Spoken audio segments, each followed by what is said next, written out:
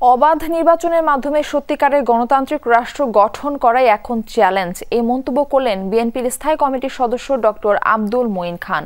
দুপুরে গুলশানে জাসাস এর অনুষ্ঠানে এই কথা জানান তিনি। বলেন, ৩৬ জুলাই জনতার পুঞ্জীভূত ক্ষোভের বিস্ফোরণ ঘটেছিল। তারেক রহমান সেই আন্দোলনের নেতৃত্ব দিয়েছেন। শুধু ছাত্রদের কৃতিত্ব দিলে সঠিক বিশ্লেষণ হবে না বলেও জানান তিনি। বলেন, ৫ই আগস্ট একদিনে হয়নি, এর পেছনে রয়েছে সুদীর্ঘ আন্দোলনের ইতিহাস।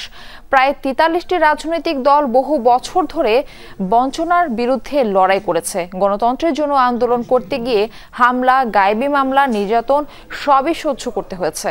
জাতীয়তাবাদী এই আন্দোলনে জাসাসের অনেক অবদান রয়েছে বলেও জানান ডক্টর মঈন খান।